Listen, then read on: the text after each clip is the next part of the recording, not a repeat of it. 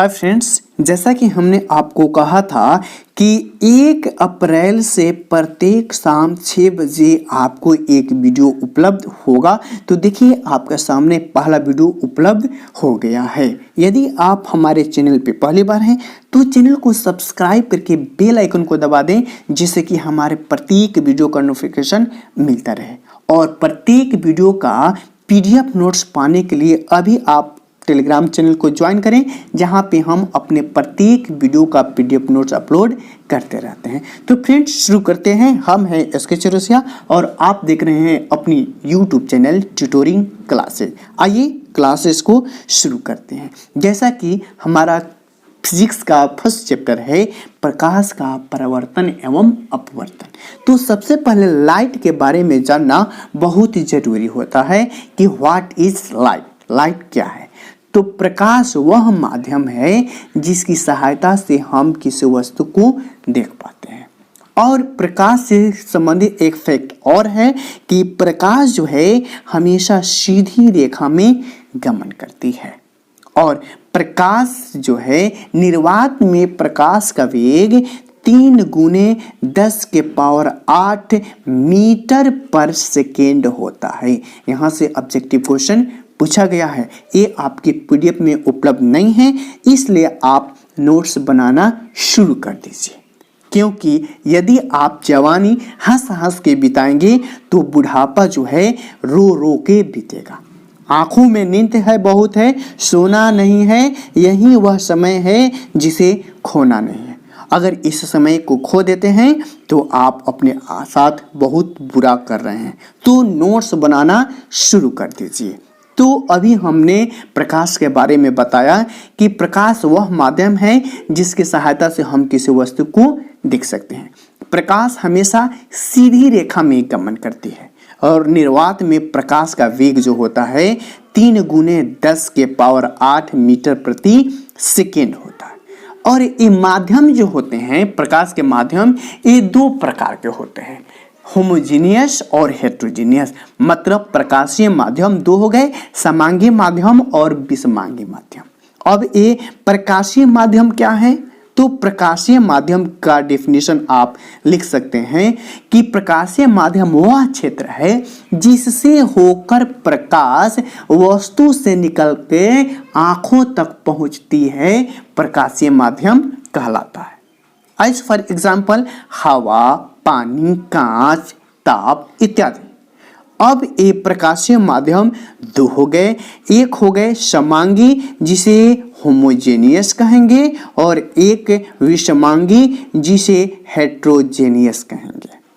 अब आप समांगी माध्यम में लिख लीजिए। समांगी माध्यम वह है जिसमें प्रत्येक भाग के गुण एवं बनावट जो हैं समान होते हैं, जैसे जल और कांच। ये समांगी माध्यम के अंतर्गत आते हैं। अगला है हमारा विषमांगी माध्यम। तो विषमांगी माध्यम वह है जिसमें प्रत्येक भाग के गुण और बनावट असमान होते हैं, जैसे गर्म या ठंडा हवा का मिश्रण, गैसलाइट इत्यादि। ये सभी जो हैं प्रकाशीय माध्यम और में विषमांगी माध्यम के अंतर्गत आते हैं। कोई दिक्कत? तो एक बात हमने जाना कि प्रकाश हमेशा सीधी रेखा में गमन करता है और इसके 2 माध्यम हो गए, समांगी और विषमांगी। एक बात और, प्रकाश को हम ऊर्जा के रूप में मानते हैं, अर्थात प्रकाश जो है ऊर्जा का एक रूप है। कभी कभी आपसे एक क्वेश्चन पूछ लिया जाता है, प्रकाश ऊर्जा का एक रूप है, इस कथन को आप कैसे स्पष्ट करेंगे? तो आइए आपके सामने एग्जाम्पल फर्स्ट देते हैं कि जब आप विद्युत परिपथ में करंट का कनेक्शन करते हैं तो उसमें जो बल्ब लगा रहता है वो जलने लगता है। अर्थात वहाँ पे क्या परिवर्तन हो रहा है? वहाँ पे विद्युत ऊर्जा प्रकाशीय ऊर्जा में बदल रहा है। तो इस स्टेटमेंट के अनुसार हम कह सकते हैं कि प्रकाश ऊर्जा का एक रूप है। सेकेंड एग्जाम्पल है बाबू आपका, फोटोग्राफिक कैमरे से जब फोटो खींचा जाता है तो जो प्रकाश की किरण फोटोग्राफिक प्लेट पर पड़ती है वहाँ पे कैसा परिवर्तन होता है? वहाँ पे प्रकाश रासायनिक ऊर्जा में बदल रहा है। इन दोनों स्टेटमेंट से हम कह सकते हैं कि प्रकाश जो है ऊर्जा का एक रूप है। कोई दिक्कत?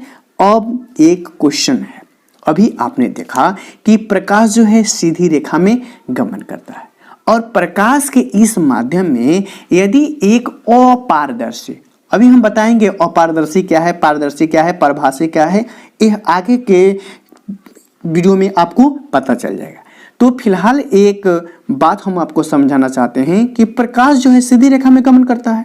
यहाँ के इसके मार्ग में यदि एक हम अपारदर्शी वस्तु, अपारदर्शी, चलिए एक बात बता दें, अपारदर्शी वस्तु उसे कहते हैं जिसे प्रकाश आर पार नहीं जा सकता है। तो इस मार्ग में यदि हम अपारदर्शी वस्तु रख देते हैं जो साइज में क्या हो, छोटा होता है, तो प्रकाश क्या है सीधी रेखा में जाने के बजाय वो मुड़ जाती है। इस घटना को हम प्रकाश का विपवर्तन यानी कि डिफ्रैक्शन कहते हैं। डिप्रेशन किसे कहते हैं? जब प्रकाश के माध्यम में हम कोई अपारदर्शी वस्तु रख देते हैं तो प्रकाश सीधी माध्यम में न जा करके वो मुड़ जाती है। इस घटना को प्रकाश का विपवर्तन कहते हैं। कोई दिक्कत? इस माध्यम को आप समझ गए। आइए अब कुछ और इम्पोर्टेंट बातें हैं जो इस लाइट चैप्टर को समझने में आपको बहुत ज़्यादा हेल्प करेंगे। एक बात और आती है, एक किरण क्या होता है, व्हाट इज रे। तो प्रकाश के गमन पथ की दिशा को हम लोग किरण कहते हैं, यानी कि जिस माध्यम में प्रकाश गमन कर रहा है उस गमन पथ को हम लोग क्या कहेंगे, किरण कहते हैं। कोई दिक्कत? अब आपके सामने कुछ इंपॉर्टेंट पॉइंट आते हैं। ये प्रदीप्त और अप्रतिदीप्त क्या है?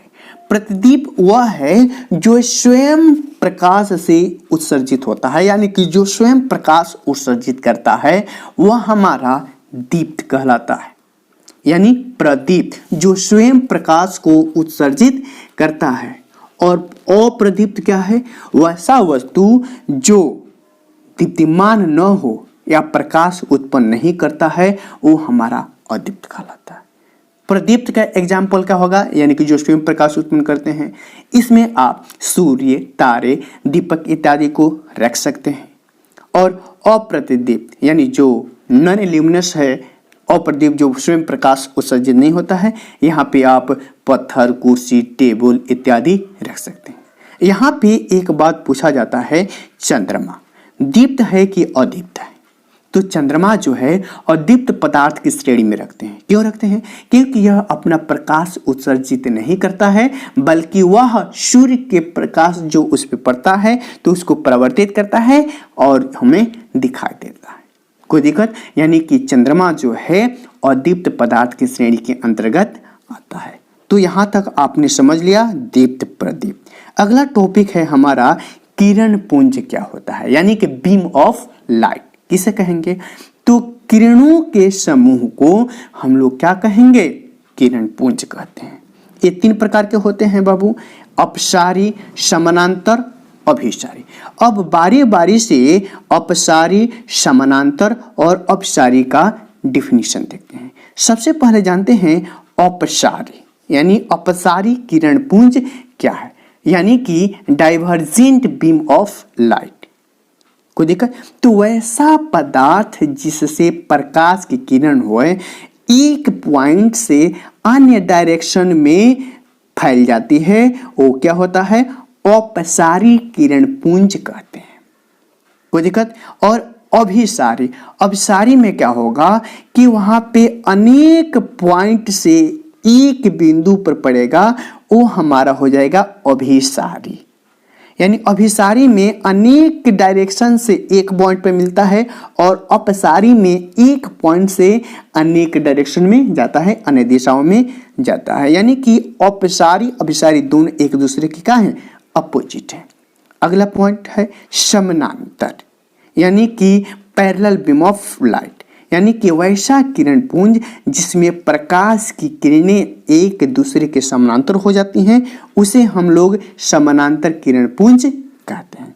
तो अभी आपने कि प्रकाश पुंज के तीन रूपों को देखा, समानांतर प्रकाश पुंज, अभिसारी प्रकाश पुंज और अपसारी प्रकाश पुंज। कोई दिक्कत? आइए कुछ और इंपॉर्टेंट डेफिनेशन की चर्चा करते हैं। अभिसारी के बारे में हमने क्या बताया बाबू कि अनेक दिशाओं से एक बिंदु पर मिलती है। तो ये रहा अभिसारी किरण पुंज का एग्जाम्पल। अगला है हमारा प्रकीर्णन। ये प्रकीर्णन क्या है कि जब प्रकाश जो है सूक्ष्म कणों पर पड़ता है तो वे कण उन पर पड़ने वाले प्रकाश की कुछ ऊर्जा को ऑब्जर्व कर लेते हैं, अवशोषित करते हैं, फिर उसे चारों ओर फैला देते हैं। इस प्रक्रिया को हम लोग प्रकीर्णन कहते हैं। अभी पारदर्शी और अपारदर्शी की चर्चा हुई थी, आइए इनका भी डिफिनेशन हम लोग देख सकते हैं। सबसे पहले जानते हैं हम लोग पारदर्शी यानी ट्रांसपेरेंट क्या होता है। तो जिन पदार्थों से होकर प्रकाश पूर्ण रूप से कहने का मतलब है कि आर पार चला जाए, उसे हम लोग पारदर्शी कहते हैं। जैसे कांच, पानी, हवा, इनके आर पार चला जाता है। तो ये जो है पानी, हवा, कांच, ये ट्रांसपेरेंट होते हैं, पारदर्शी होते हैं। अगला है अपारदर्शी यानी ओपेक। जिन पदार्थों से होकर प्रकाश बाहर नहीं निकल पाता है वो हमारा अपारदर्शी के अंतर्गत आता है। जैसे पत्थर, ईंट, बालू इत्यादि अपारदर्शी पदार्थ है। अगला है हमारा परभाषी। परभाषी कहने का मतलब है ट्रांसलूसेंट यानी कि प्रकाश के वैसे पदार्थ जिनसे पदार्थ कुछ अंश बाहर निकल जाते हैं, यानी प्रकाश के कुछ अंश बाहर निकल जाते हैं और कुछ नहीं निकल पाते हैं। यानी कि हल्के पदार्थ बाहर निकल जो प्रवाह से है ना, वहाँ से पूर्ण प्रकाश नहीं पाएगा, कुछ प्रकाश बाहर आ जाता है, उस पदार्थ को हम लोग पारभाषी कहते हैं। कोई दिक्कत? तो अभी आपने 3 कैटेगरी को और देखा, पारदर्शी, अपारदर्शी और पारभाषी। तो ये प्रकाश से संबंधित कुछ इंपॉर्टेंट डिफिनेशन है जो आपको हर हाल में याद करना है। तो कल हम जो चैप्टर का नाम है प्रकाश का परावर्तन और अपवर्तन, तो कल हम प्रकाश के परावर्तन शुरू करने वाले हैं। तो इस टॉपिक को आप अपने माइंड में सेटअप कर लीजिए और कॉपी बनाना स्टार्ट कर दीजिए। आपको वीडियो कैसा लगा हमें जरूर बताइए। फिर मिलते हैं अगली वीडियो में, तब तक के लिए धन्यवाद।